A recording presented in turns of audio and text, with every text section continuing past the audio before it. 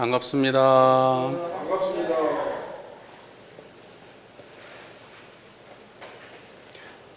지난주 법회 좋았어요?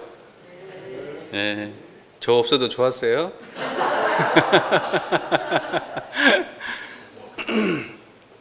네. 평소에 저희 교무훈련 들어갈 때는 이제 법회를 안 보고 들어갔었다가 이번에 저희가 법회를 교당 리모델링 한다고 참 많이 쉬었잖아요.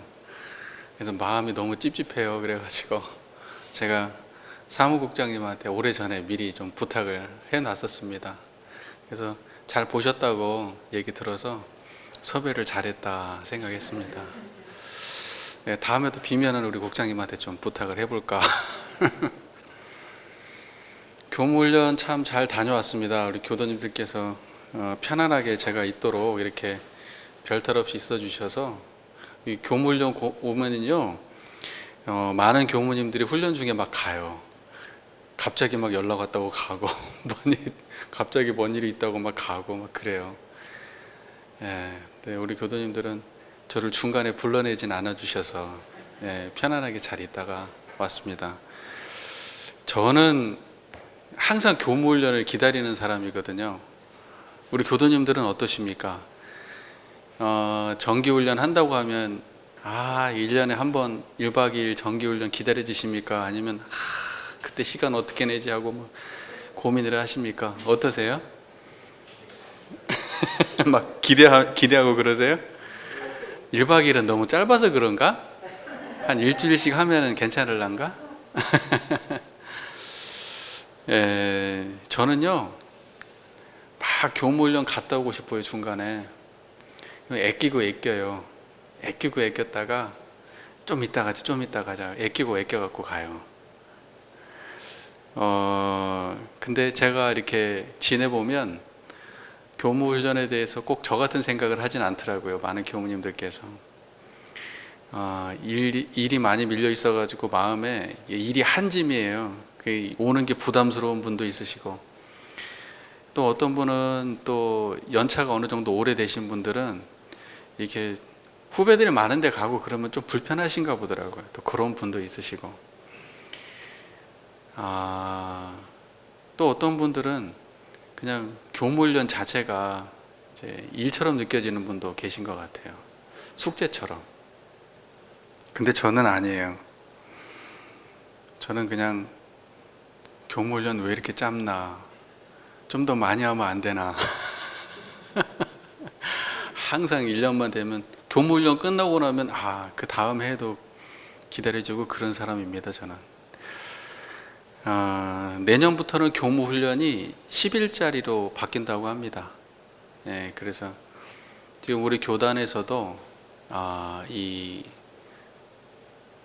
정기훈련이 하나의 화두가 되지 않았을까 싶어요. 상시훈련 강조를 많이 하고 있지만 사실은 정기훈련이 중요하죠. 원불교 교전 정전부터 대종경, 정산종사법어, 심지어는 대산종사법어까지 다 뒤져봐도 정기훈련과 상시훈련 둘 다 중요하다고 했지, 그 중에 상시훈련이 더 중요하다는 법문은 없습니다. 그 두 가지는 서로가 서로의 바탕이 되고 서로가 서로의 공부거리를 준비하는 그러한 아주 상호 보완적으로 함께 공존해야 하는, 비중이 어디가 더 중요하다고 말할 수 없는 그런 법문으로 저희는 되어 있습니다. 근데 지금은 상시훈련이 더 중요하다 이렇게 나와가지고 제가 걱정을 많이 했는데, 그래도 교무훈련을 10일로 며칠 더 연장하는 걸 보면 꼭 그런 것만은 아니구나, 교단에서는 정기훈련도 중요하게 생각하고 있구나, 이런 생각을 하고 있습니다. 어떠세요? 우리 교도님들, 교무훈련 간다고 하면은 이 교무가 없는 그 시간, 교무가 법회를 빠지는 그 시간이 막 아쉽고 막 그러세요. 교무가 훈련 간다고 하면은 이 교무는 이번에 가서 잘 갔다 왔으면 좋겠다, 이런 생각 드세요. 근데 교무님들은 꼭 그렇게 생각 안 하시는 것 같아요. 교도님들은 교무가 훈련 간다고 하면 이렇게 뒷받침해 주고 싶으시고, 그죠? 교무가 가서 공부 좀 잘하고 오고 잘 쉬고 왔으면 좋겠는데 우리 교무님들은 교도님들이 걱정돼 가지고 훈련을 길게를 못 나시는가 봐요. 예. 우리 교당 교도님들만 유별하신가? 우리 교당 분위기가, 저는 제 개인적 바람은 그래요. 우리 교단의 분위기가 지금 이렇게 교무님들의 삶이 조금 더 개선되어야 되는데 이런 얘기가 많이 나요. 용금을 더 줘야 된다, 어쩌야 된다. 근데 저는요, 다른 거 다 필요 없고 출가 교무들한테 훈련받을 기회를 줬으면 좋겠어요. 저는 개인적으로 돈 많이 안 줘도 되거든요. 저는 개인적으로 다른 거 하나도 안 바라요. 출가해서 제가 바라는 거 딱 하나뿐이에요. 그냥 공부 좀 더 하게 해줬으면 좋겠어요. 우리가 현장에서만 이렇게 매몰돼서 살다 보면은 자기 공부를 소홀하기 쉽고 일상성에 빠지기 쉬운데, 그럴 때마다 이렇게 정기 훈련이 있어가지고 중간중간에 스스로를 탁탁 붙잡고 자기 공부를 챙길 수 있는, 아무리 교무래도 그런 것들이 좀 이렇게 있었으면 좋겠어요. 저는 그것 말고 안 바라요. 제 개인적으로 그런다고요. 이 이야기를 어떤 교무님이 들으면 기분 나쁠지 모르겠네. 용금도 올려줘야 되고 막 바라는 게 많은데 저는 진짜 바라는 거 없거든요. 그래서 교무가 훈련받기를 싫어하면 교도님들은 어쩔까 생각해 봐요. 교도님들이 1박 2일 받기 진짜 힘드시죠? 1박 2일 시간 내기 어려우시잖아요. 남편 밥 어떻게 해줘야 되나? 친구들 만날 개 모임도 있고 뭣도 있고 따져갖고 핑계 찾기로 하면 한도 끝도 없어요. 근데 내가 이 시간에 비워서 내가 정말 전문 공부를 내가 이번에 제대로 해서 내가 내 마음 공부 역량을, 교법에 대한 이해를 이렇게 높여야 되겠다라고 마음 먹고 이게 더 가치 있다라고 생각하면요, 중요한 거 하나도 없어요. 그거 말고 여러분. 사람 마음 먹기 달린 것 같아요. 우리 교단이 좀 바뀌었으면 좋겠다, 저는 그런 생각을 합니다. 대종사님이 그 정기훈련을 원기 10년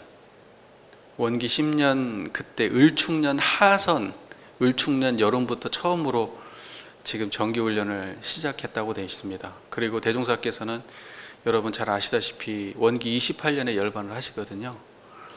근데요, 원기 10년부터 정기훈련을 시작한 이래로 원기 28년까지 정기훈련을 한 번도 안 한 적이 없어요. 동화선을 한 번도 안 한 적이 없어요. 물론 그때 참 시대 상황이 엄혹하고 어려운 시대였기 때문에 시작을 하고 좀 빨리 끝낸 경우도 있고, 동화선 3개월이라고 하지만 3개월을 다 못 채운 경우도 있고, 또는 이렇게 다른 방식으로 대체하기도 하고 방법을 달리하기도 하고 여러 가지 시대에 맞게 노력하셨지만, 한 가지 분명한 사실은 대종사께서는 단 한 번도 훈련을 쉬지 않으셨다. 그것은 분명한 역사적 사실입니다.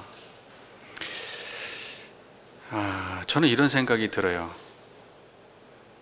과연 우리 교단이 대종사님의 제세시보다 어려운 상황인가? 우리 교도님들의 상황과 우리 출가 교무들의 상황이 그때보다 훈련하기 어려운 상황인가? 대종사님 때는 어떤 시절이었습니까? 일제시절이에요. 일제시대. 사람들 몇 명만 모여도요, 감시해요. 저것들 뭐 하는가 싶어가지고. 그리고 밥 먹고 살기는 좋았던 시절인가요? 끼니 때우기가 어려운 시절이에요. 끼니 때우기가. 그때는 통신은 발달했나요? 전화기도 하고 막 이래요? 저희처럼 지금 유튜브 보고 TV 보고 강의 들을 수 있어요? 교통을 활발해가지고 왔다 갔다 하기 편해요? 그런 거 지금하고 생각하면 상상도 할 수 없을 만큼 어려운 시기에도 대종사는 어떠한 방식으로든지 정기훈련을 하려고 노력하셨어요. 그건 왜 그랬을까요? 공부하지 아니하고 전문적으로 공부하지 아니하고 진급이 될 수 없고, 사람이 진급되지 않으면 세상이 안 바뀌어요.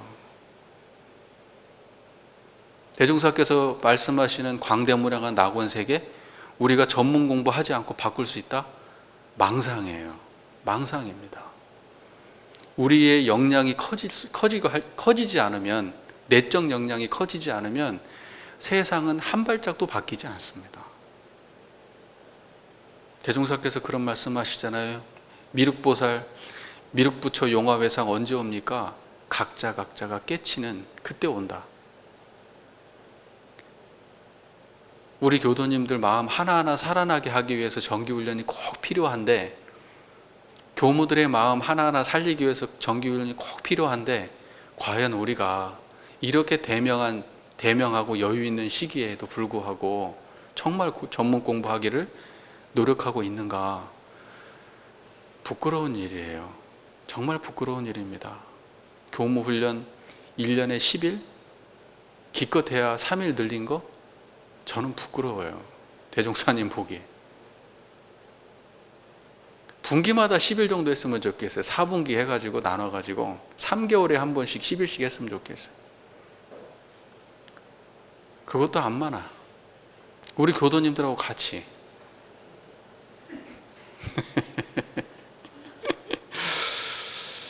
예. 우리 회상은요, 처음에 나올 때부터 여러분 잘 아시죠? 어떤 이념이 있었냐면, 과거의 과거 종교, 구불교를 갖다가 굉장히 과감하게 혁파하고 나온 종교거든요. 혁신이란 말 쓰지만 진짜 혁파를 하고 나온 종교예요. 개벽을 하고 튀어나온 종교거든요. 불법시 생활, 생활시 불법이라고 하는 말씀이 우리의 대종사님의 이념을 담고 있는 말씀인데, 생활 속에서 불법의 진리를 구현하는 거예요. 잘 먹고 잘 산다는 정도가 아니고, 생활 속에서 깨달음을 얻는 거예요. 잘 먹고 잘 사는 거 말하는 거 아니에요. 그러고 난 다음에 그 깨달음의 자리를 가지고 일상의 의식주도 구하는 거예요. 그런데 우리 교단이 어떻게 됐는가 생각해 보면, 정말 성장기 산업사회를 거쳐오면서 먹고 사는 거, 휘황찬란한 그러한 물질의 세계 속에서만 빠져 있고, 불법을 진짜 구현하고 있는가 한번 생각해 볼 일이에요. 불법이라고 하는 것은 마치 내가 잘 먹고 잘 살기 위한 하나의 도구로 전락한 건 아니었을까? 잘 먹고 잘 살면은 종교는 필요 없는 거예요. 잘 먹고 잘 살면 깨달음은 필요 없는 거예요. 내가 지금 좀 힘드니까 저쪽에 빌면은 내 인생이 좀 좋아져. 그러니까 필요한 거야. 이래서 우리가 불법을 수용하고 있는 것은 아닌가? 그렇지 않고서야 이렇게 잘 먹고 잘 살아진 세대가 됐는데도 불구하고 우리의 공부는 왜 이렇게 묵어만 가는 걸까? 왜 우리의 훈련은 과거보다도 비중이 이렇게, 교도님들의 마음속에 비중이 낮게만 느껴지고, 그 날짜만 다가오면 피하고 싶은 그런 게 됐을까?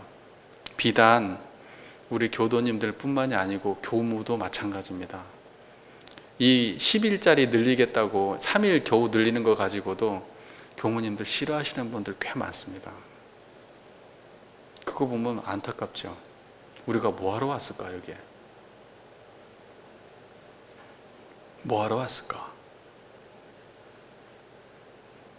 출가한 이유가 뭐 다 똑같지는 않겠지만,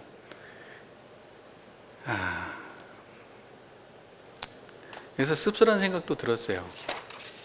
여러 우리 선배 후배 교무님들하고 이야기하는 가운데, 교무훈련을 억지로 그냥 어쩔 수 없이 와가지고 그런 사례를 보면서 그렇게 안타까운 생각이 들었습니다.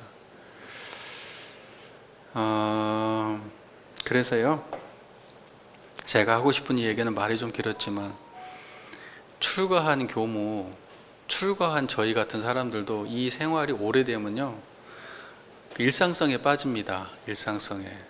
그래서 진짜 수행하는 공간이 아니라 생활하는 공간이 되어버려요. 그래서 교무님들의 언어 속에 이런 말 많이 쓰잖아요. 어느 교단 가서 살았다. 어느 교단 가서 살았다. 저는 그 살았다는 말 좀 안 썼으면 좋겠어요.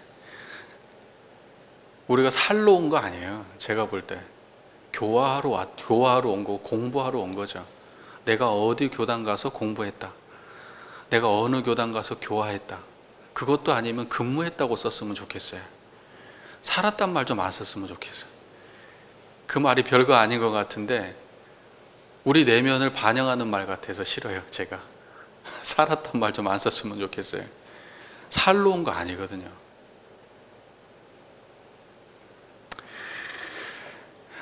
정기훈련이요, 살아나지 않으면, 출가든 재가든 살아나지 않으면은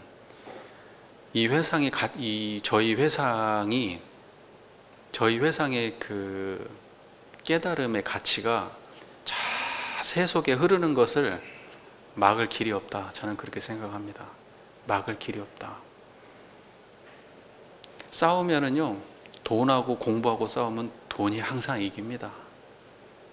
인간관계하고 이 공부 시간하고 싸우면요, 공부 시간은 반드시 져요. 여러분들 친구들하고 놀러 가는 시간하고 법회 나오는 시간하고 싸우면 뭐가 이게? 친구들하고 노는 시간이 반드시 이기지 법회 시간이 이기지 않아요. 그래서 저는 좀 정기훈련이 좀 잘 됐으면 좋겠다. 그것이 우리 교단의 보편 정서로 잘 자리 잡고, 교도님들도 교무가 공부하러 간다고 하면 적극 지지하고, 오래 한다고 그러면 더 하다 오셔. 교당은 우리가 잘 지키고 우리끼리 공부 열심히 하고 있을 테니까 거기서 공부해가지고 깨달음을 얻어와갖고 우리 공부 좀 제대로 가르쳐 주시오. 그랬으면 좋겠어요. 예, 그냥 제 감상을 좀 말씀을 드렸습니다. 오늘 저희가 공부할 본문 말씀은요, 정산종사 본문입니다. 제1부 세전 휴양에 대해서 함께 공부할 텐데요. 본문 한번 펴보실까요? 747쪽입니다. 747쪽. 휴양에 대하여 이 본문을 함께 쭉 봉독을 좀 먼저 해보도록 하겠습니다. 1. 휴양에 대하여. 천재에는 사시의 절서가 있고 사람에게는 일생의 시기가 있나니, 천지가 그 절서를 어기지 아니하므로 만물이 나고 자라고 열매 맺고 거두는 차설을 얻게 되는 것 같이, 사람은 그 시기를 잃지 아니하여야 일생의 생활과 생사거래에 원만함을 얻나니라. 그러므로 대종사께서 말씀하시기를, 특수한 경우를 제외하고는 유년기에는 문자를 배우게 하고 장년기에는 도학을 배우며 제도 사업에 노력하게 하고 노년기에는 경치 좋은 한적한 곳에 들어가서 세상의 애착 탐착을 다 여의고 생사대사를 연마하게 한다 하셨나니, 사람이 청소년기에는 주로 학업에 전력하여 인격의 기초를 이루어야 할 것이요, 장년기에는 주로 사업에 종사하여 인생의 가치를 나타내어야 할 것이요, 노년기에는 주로 수양에 전일하여 영원한 세상의 정신의 종자를 충실히 길러야 하나니라. 그러므로 사람이 젊어서 사업을 하는 가운데에도 적당한 시기를 따라 휴양을 취함이 필요하거니와, 만년에 있어서는 더욱 전문적인 휴양이 기묘한 것이며, 휴양하는 도와 해탈하는 도를 잘 밟아 나아가야 영원한 세상의 영육생활에 결함이 없나니라. 휴양이라는 것은 우리 교도님들이 기본적으로 다 알고 있는 바와 같이 몸과 마음을 쉬면서 이렇게 잘 보충하는 거예요. 잘 보양하는 것을 보고 휴양이다 이렇게 말을 합니다. 일반적으로. 여기서도 그것과 큰 의미가 다른 것은 아니겠지만은, 저희가 말하는 휴양은 단지 쉰다라는 의미보다도 어떻게 쉬는가, 이게 더 중요한 거예요. 이제 그런 이야기들을 좀 나누려고 하는데요. 휴양이라고 하는 것은 인생의 중간중간에, 여러분 살다 보면은 우리 지금 여름, 겨울 휴가들도 있잖아요. 그런 거 있는 것처럼 그런 게 반드시 필요한 겁니다. 인생의 중간중간에 사람이 일만 하고 살 수는 없거든요. 쉬는 시간이 필요해요. 재충전하는 시간이 반드시 필요합니다. 일만 하고 살면요, 그 인생이 그 인생이 불행해요. 건강도 해치고요. 그리고 이 일만 하면 일이 잘 될 것 같아도 그렇게 안 됩니다. 항상 새로워야 돼요. 새롭기 위해서 쉴 필요가 있습니다. 그래서 휴양이라고 하는 것은 인간의 삶의 중간중간에 반드시 필요한 겁니다. 공부만 내리 하는 거 아니에요. 학생들도 방학이 있는 거고요. 직장도 내나 일만 하는 거 아닙니다. 중간에 휴가가 필요한 겁니다. 인생을 태어나서 죽을 때까지 인생을 놓고도요, 휴양의 기간이 필요한 거예요. 휴양의 기간이. 그래서 휴양이라고 하는 것은 인생에 아주 필요한 그러한 하나의 마디마디다, 이렇게 볼 수가 있습니다. 우리가 이 본문에 절서라는 표현이 있는데, 천지가 절서가 있다. 그 맺음이 있는 거예요. 봄, 여름, 가을, 겨울에 맺음이 있는 거예요. 겨울이 반드시 있잖아요. 겨울이 있고, 그 다음에 어때요? 겨울과 정반대의 봄이 또 있잖아요. 그 맺음 이후에 또 다른 생명이 시작이 되는 것과 같은 거예요. 우리 인생에도 맺음이 있습니다. 그게 휴양이에요. 그 휴양기를 잘 맺어야 그 다음 생이 원만한 겁니다. 인생의 중간중간, 공부의 중간중간, 일의 중간중간에도 반드시 휴양이 필요합니다. 그 휴양의 기간이 그 다음에 일을 새롭게 하고 그 공부를 새롭게 할 수 있게 도와줍니다. 그래서 우리 교도님들 살면서 휴양은 잘 챙겨서 살아오셨나요? 앞만 보고 달려오셨습니까?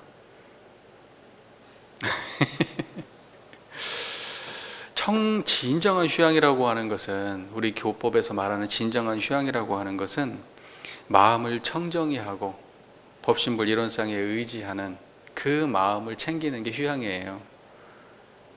마음을 청정히 하고 어디에도 의지하지 않는 마음으로, 어디에도 편착하지 않는 마음으로, 그 마음으로 법신불 사안전에 가만히 의지하고 있을 때 우리는 진짜 쉬고 쉬는 겁니다. 그리고 거기에서 새로워지는 거예요. 무슨 말인지 이해가 됐어요? 그게 진짜 휴양이죠. 우리가 그렇게 이론상의 자리에 의지하고 그 속에 푹 빠져 있는 것이 휴양이라는 사실을 우리 교도님들이 염두에 두시고 휴양의 본문을 좀 공부 함께 했으면 좋겠습니다. 그 다음 문장이 이렇게 되어 있습니다. 이 첫째 이렇게 시작을 하죠. 천재는 사시의 절서가 있고 사람에게는 일생의 시기가 있나니.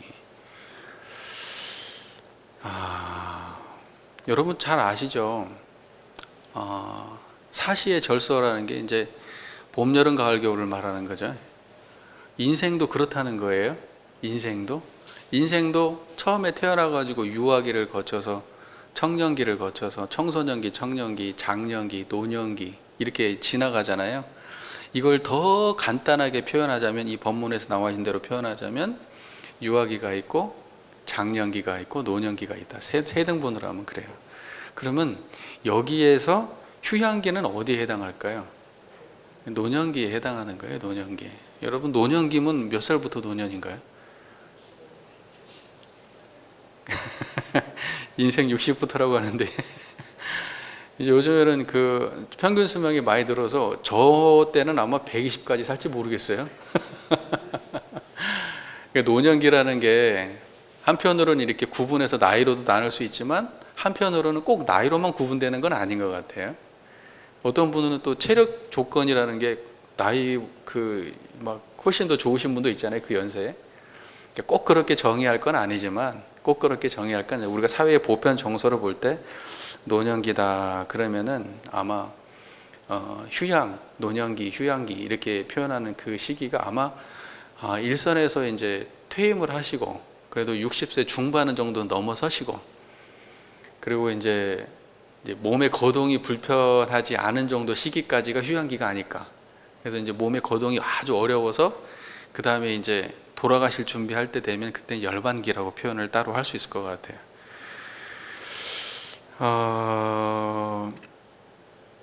그런 얘기 하잖아요.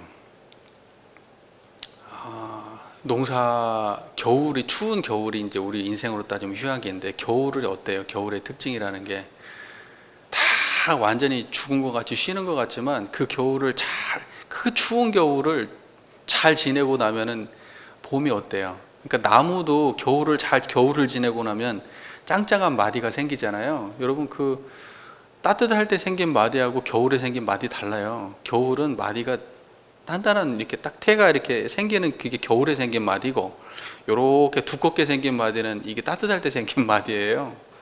그리고 마디가 그렇게 생기면서 그게 짱짱한 나무가 되어가고, 또 겨울이 아주 추운 겨울을 보내고 나면은요 어떤다 그래요? 병충해가 없답니다. 그래서 농사가 그 다음에 잘 된대요. 겨울이 밍밍하게 넘어가면은요 그 다음날 그 다음에 흉작이 될 확률이 높다고 합니다. 모르겠어요. 들은 얘기라. 그래서 우리 인생의 말년을 어떻게 보내느냐는 아주 중요한 문제입니다. 인생의 말년 휴양 기간을 아주 짠득하게 잘 보내고 나면 다음 생이 어때요? 짱짱할 수 있다 이거예요. 그러니까 휴양기를 잘 살아야 됩니다. 우리 교도님들은 지금 휴양기 아니신 분 거의 없죠? 예. 예, 그래서 자기 내면을 스스로 잘 관찰해 보시고 자기 삶의 시기를 딱 놓고 인생을 놓고 내가 휴양기구나 라고 인식하셨다면 내가 뭘 해야 될까? 이걸 깊이 자각하셔야 돼요. 지금 저희가 공부하는 휴양에 대하여라는 본문을 통해서 여기 계신 교도님들 거의 99.99%가 다 지금 휴양을 하셔야 될 상황인 것 같은데 맞죠? 예. 정말 지금 이 시기에 우리가 뭘 해야 될 건가 깊이 있게 한번 스스로 수용하시는 그런 시간이 되기를 바랍니다. 그 다음 문장 이렇게 되어 있어요. 천지가 그 절서를 어기지 아니하므로 만물이 나고 자라고 열매를 맺고 거두는 차서가 얻게 되는 것 같이 사람은 그 시기를 잃지 아니하여야 일생의 생활과 생사거래에 원만함을 얻나니라. 세상에 변하지 않는 것이 하나도 없어요. 여러분들 잘 아시죠? 사계절이 변화하고 주야가 변화하고 흥망성쇠로 변화하고 세상에 변화하지 않는 게 단 하나도 없습니다. 단 하나도 없어요. 이건 제가 단언할 수 있어요. 여러분들도 마찬가지죠? 예. 세상 만물 중에 변하지 않은 물건이 단 하나도 없는데 그 진리를 깊이 자각하고 인간의 삶이 나의 삶이 나도 그렇구나 라고 인식하는 사람은 생각보다 안 많아요. 물어보면 세상에 변하지 않는 거 있냐 물어보면 변하지 않는 거 없지, 다 변하지. 그런데 자기 삶의 적용은 잘해요 못해요? 자기 삶의 적용은 못하고 우리는 꼭 그래요. 이 슬픔이 영원할 줄 알아요. 이 고통이 영원할 줄 알고 이 행복이 영원할 줄 알고 이 젊음이 영원할 줄 알고 이 지혜가 영원할 줄 알고 나의 인생이 마치 영원할 것처럼 느껴져요. 당장 내일 어떻게 된다 하더라도 영원할 것 같아. 우리 그래요. 인생이 세상이 모두 변화하는 줄 안다면은 그 중에 하나인 우리 자신도 반드시 변화하는 줄을 알아야 할 텐데 자기만 예외인 줄 안다. 이것이 중생이 가진 어리석음이에요. 세상이 이렇게 변하니까 세상에 변하는 게 하나도 없으니까 나도 변한다 라는 걸 인식하면 바로 그런 사람을 지혜 있는 사람이다 이렇게 얘기하는 겁니다. 변화의 이치를 안다면요 슬픔이 영원하지 않음을 알아서 슬픔에 집착하지 않습니다. 기쁨이 영원하지 않다는 걸 알면 기쁨에 집착하지 않습니다. 건강이 영원하지 않다는 걸 알면 건강에도 집착하지 않고요. 이 젊음이 영원하지 않다는 걸 알면 젊음에도 집착하지 않습니다. 이 인생이 영원하지 않다는 걸 알면 인생에 집착하지 않고 내 가까운 인간관계부터 먼 인간관계까지 다 영원하지 않다는 걸 알면 인간관계에도 집착하지 않습니다. 알고 모름과 수많은 가치관과 판단들에도 집착하지 않습니다. 인간의 일생은 태어나고 성장하고 일하다가 죽게 됩니다. 그러니까 인생 어디에도 집착하지 않는 것이 생사해탈을 얻은 자의 소견이에요. 어떤 사람은 똑같은 일생을 살아서 허망하게 사는 사람이 있고 어떤 사람은 똑같은 일생을 사는데 옹골지게 가치 있게 그렇게 일생을 사는 사람들도 많이 있습니다. 여러분, 우리 정전에 보면 인생 요도와 공부의 요도라는 생각나세요? 인생의 요도는 뭐예요? 인생의 요도는 사한사역, 공부의 요도는 사막팔조. 인생과 공부, 인생과 공부. 우리의 삶의 모든 순간순간이 변화하는데 그 모든 변화하는 과정 속에서 우리는 인생과 공부라는 화두를 떠나면 안 돼요. 그게 다거든요. 그래서요, 우리 교도님들께서 이 인생과 공부, 그래서 원불교에서는 인생과 공부라고 하는 이렇게 인생의 마디마디가 있는데 그때마다 공부가 있고 그때마다 가치로운 삶의 모습이 있다. 그래서 인생은 어떤 게 가장 가치로운 인생이냐? 사은의 은혜를 알아서 보온하는 삶을 살고 사요의 지혜를 배워서 이 세상을 평등 세상으로 만들려고 하는 그러한 실천행을 하는 사람이 인생의 가치를 아는 사람이에요. 공부의 가치는 어떤 사람이 아는 사람이야? 정신수양 사리연구 작업취사, 이것이 인성이라는 것을 자각해서 수양력과 연구력과 취사력을 항상 기르기 위해서 노력하는 사람이 공부를 아는 사람이에요. 그 두 가지가 우리 교법이에요. 그거 말고 어디 따로 더 있어요, 없어요? 없죠. 그러니까 결과적으로 제가 드리고 싶은 말씀은 뭐냐면, 인생의 이 세 천지에도 그 절기가 있듯이 인생에도 시기가 있다. 그 변화의 모든 시기 속에서 우리가 놓쳐야 될 한 가지 맥락이 있는데 그것은 바로 인생과 공부라는 화두다. 그리고 인생과 공부의 화두의 내용은 무엇이냐? 사은사요, 사막팔조다. 이 얘기를 제가 하고 싶은 겁니다. 그럼 왜 이야기를 했느냐? 이것이 휴양하고 뭔 관계가 있느냐? 휴양이라고 하는 것이 그러면 뭘 해야 되기 때문에 제가 이 말씀을 드렸냐면요, 휴양이라고 하는 것은 절대로 그냥 되는 게 아니에요. 휴양이라고 하는 것은 굉장히 전문적인 겁니다. 그러니까 공부를 평소에 해오지 않으면 휴양의 기간에 제대로 휴양을 할 수가 없어요. 인생의 요도를 평소에 잘 실행하지 않고 사는 인생은 휴양을 제대로 할 수가 없습니다. 인생이 복잡하거든요. 그래서 말년에 힘들어요. 자기가 하고 싶다고 해서 주변에 놔두질 않아요. 내가 인생의 요도를 잘 살아왔으면 내가 휴양하도록 세상이 도울 것이고, 내가 공부의 요도를 평소에 잘 실천해왔으면 내가 휴양을 제대로 할 수 있을 겁니다. 근데 평소의 삶이 그렇지 않으면 말년에 갑자기 되는 게 아니에요. 그러니까요, 지금이라도 정신 차리자. 제가 지금 이 말을 하고 싶은 겁니다. 갑자기 휴양이 될 리가 없다. 갑자기 인생이 정리되지도 않고 갑자기 공부가 잘 되지도 않아요. 절대 그렇게 되는 법은 없어요. 여러분이 휴양기에 들었다고 생각하면 아직 창창한 내 자식들과 내 주변의 인연들한테 반드시 인생과 공부에 대한 이야기를 해주시기를 부탁드립니다. 말년에 후회 없도록.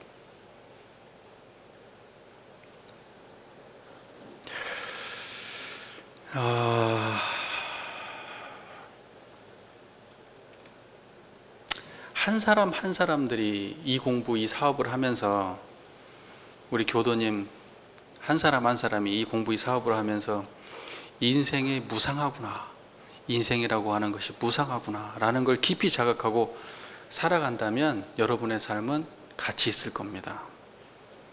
그런 사람들이 많이 드러나면 이 세상은 광대무량한 낙원이 될 겁니다. 무상함의 가치를 느끼셔야지 내가 휴양 때 내가 어떻게 휴양을 해야 되는구나, 그걸 알아요. 무상함을 가치를 모르면 휴양할 수가 없어요. 자꾸 뭘 붙잡으니까. 내가 지금 놓아야 될 시기인데, 인생의 무상함을 느낀다면 놓아야 될 시기에 놓을 텐데, 인생의 무상함이 깊이 자각되지 못하면 놓아야 될 시기에 못 놓고 자빠요. 계속 더. 여러분들 주변에 그런 분 안 계세요? 나이가 많아진다고 욕심이 없어집니까? 나이가 많아진다고 화를 덜 내요? 나이가 많아진다고 너그러워집니까? 애착, 탐착, 원착이 없어져요? 아무 관계 없어요. 더 했으면 더 했지 덜 하지 않아요. 절대. 무언가가 잃어간다고 생각할 때, 나의 인생이 끝나고 생각할 때, 끝난다고 생각할 때 그걸 확 받아들이고 놓아버릴 수 있으면 대단한 사람이에요. 대부분의 사람들은 뭔 줄 아세요? 비어간다고 생각할 때 더 집착해.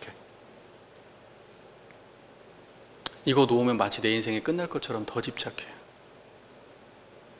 그래서 말년이, 이런 말씀 드리기 뭐하지만 말년이 추해지는 거예요.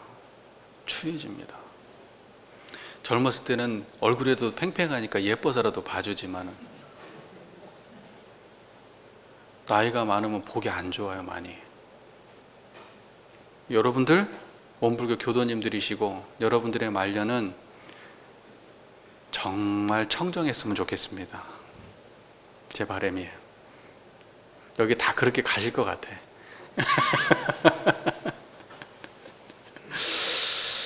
자, 오늘 저희가 다룰 휴양에 대한 본문 말씀은 이런 겁니다.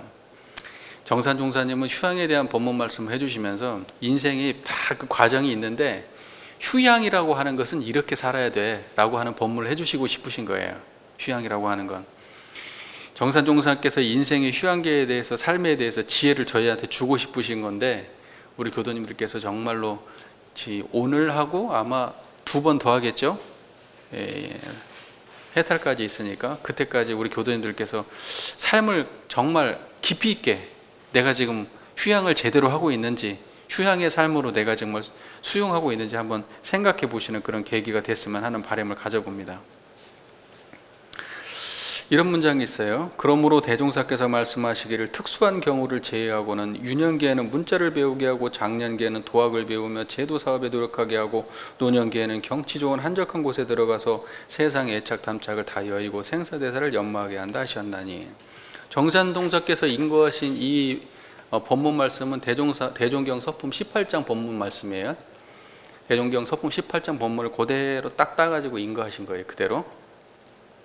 이때의 이 법문은 어떤 의도로 대종사께서 하신 법문이냐면요, 산속에 있는 출가자들의 그러한 삶을 비판하신 거예요. 인생의 때를 갖다가 불법만, 산속에 들어가서 불법만을 연마하다가 평생을 보내는 불법에 사로잡힌 사람들에 대한 비판이에요. 나는 그렇게 아무리 출가라고 하더라도, 출가자도 한다고 해도 이러한 순리를 지켜가야 된다라고 하는 그러한 의도의 본문이거든요.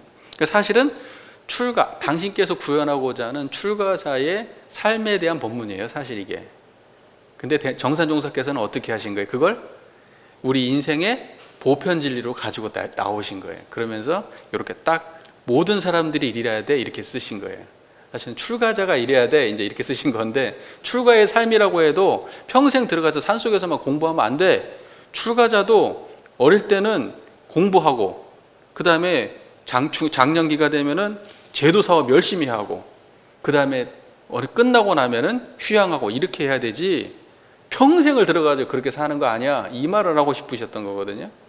근데 정산종사님은 이것을 출가자에 국한된 게 아니라 일반 대중들이 다 이렇게 살아야 돼 라고 해서 보편 진리로 이 말씀을 꺼내 주신 겁니다. 이해가 잘 되시죠? 그래서 이제 그 밑에 이제 이렇게 나오셔. 사람이 청소년기에는 주로 학업에 전력하려 인격의 기초를 이루어야 할 것이요, 장년기에는 주로 사업에 종사하여 인생의 가치를 나타내야 할 것. 이제 제도라는 말이 빠졌잖아요. 제도 사업이라는 말이. 노년기에는 주로 수양의 전이라 영원한 세상의 정신의 종자를 충실히 길러야 하나니라. 이러면서 대종사님의 법문 말씀을 밑에다가 다시 한 번 더 반복적으로 말씀해 주시게 되죠. 그러고 난 다음에 이렇게 말씀하시죠. 마지막에 그러므로 사람이 젊어서 사업을 하는 가운데에도 적당한 시기를 따라 휴양을 취함이 필요하거니와 만년에 있어서는 더욱 전문적인 휴양이 기묘한 것이며 휴양하는 도와 해탈하는 도를 잘 밟아 나아가야 영원한 세상에 영육 생활에 결함이 없나니라.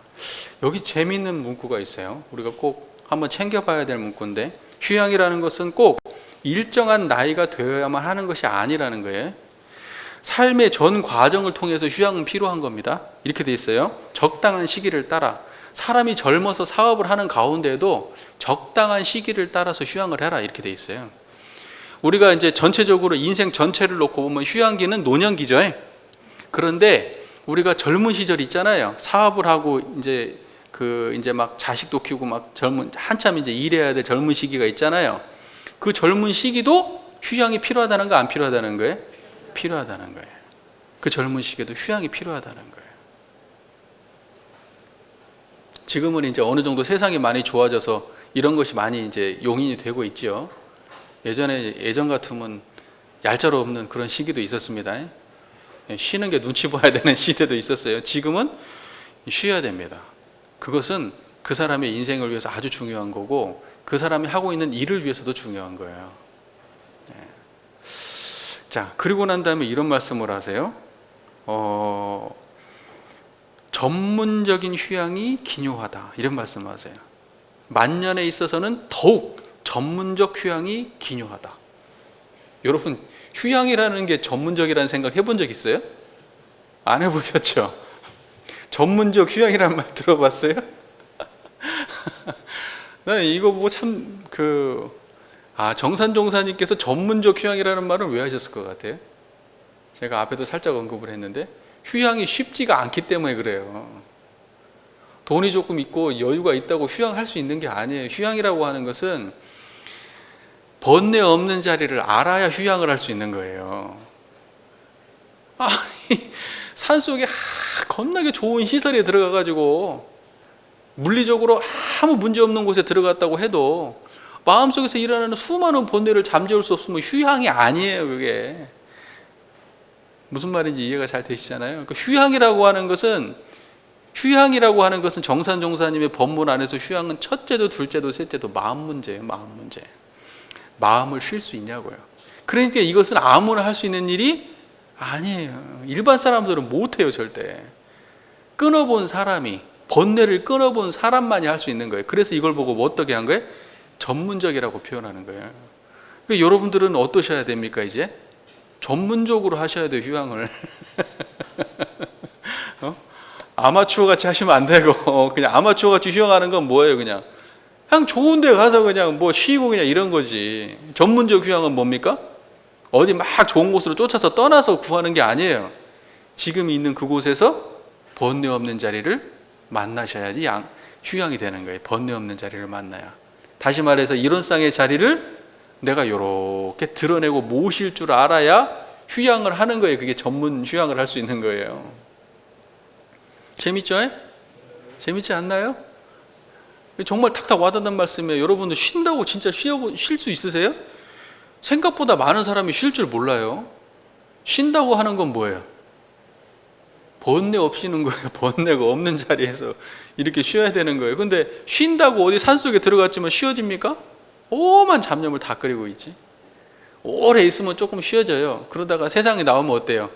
쉰 거 며칠 만에 돌아오면 탑을 돼버려요. 저 왜 다음 생을 위해서도 중요하다고 말씀하시는 이유가 뭔지 아세요? 휴양 기간에 번뇌 없는 자리를 잘 양성을 해놓으면 여러분 어떻게 떠날 것 같습니까? 청정일념을 쉽게 챙기고 떠나요. 그래서 휴양이 중요한 겁니다. 말년의 휴양이라는 게. 그러니까 이런 것도 다 지식이 있어야지 이게 알 거 아니에요. 지식이 있어야 알아요. 정산종사님이 또 뭐라고 그래? 대종사님이랑 자기가 마지막에 청정일념을 챙기고자 하나, 어떻게 알아가지고 챙겨야 되겠다, 번뇌를 둬야 되겠다 하지만 평소에 단련이 없고 보면 그게 된다는 게 안 된다는 거예요. 안 된다는 거예요. 그게. 그러니까 휴양기라고 하는 것은요, 지금 여러분이 우리가 대단하게 어마어마하게 생산활성할 수 있는 것은 아니잖아요. 근데 하지 말라는 것도 아니죠. 하시지만 휴양이라고 하는 것은 내가 어느 곳에 처해 있고 지금 상황이 좋고 안 좋고 이런 문제가 아니에요. 우리가 마음을 어떻게 집중하느냐, 여기에 가장 중요한 거예요. 휴양기라고 하는 것은. 그러니까 우리가 노년기에 접어들었다고 하면 지금부터 마음을 번뇌 없는 자리에 집중하셔야 돼요. 그게 휴양기예요. 그 말 이해가 되십니까? 네. 자, 예. 이제 다음 시간에 휴양의 도와 해탈의 도에서 이제 이야기 나눌 텐데요. 그냥 완전히 법문이죠. 그냥 도학 공부하라는 얘기예요. 제가 쭉 보면 이게 뭐 도학 공부의 결론이 여기 다 몰려 있다. 예, 저는 사실은 이 휴양의 도에서 열반의 도, 이 휴양의 도 이제 해탈의 도 나오고 이제 열반 뭐 나오고 그러는데 이 거의 뭐 이건 거의 뭐 정신 수양 공부를 그냥 완전히 그 성립 공부하라고 써놓은 거나 다름이 없는 법문들이에요. 휴양이라는 것은 전문 공부입니다, 여러분. 네, 지금 내가 좀 부족했다 그러면 이제 전문 공부 하셔야 될 때예요. 전문 공부. 네, 이 말씀 꼭 기억해 주시기 바랍니다. 경청해 주셔서 감사합니다.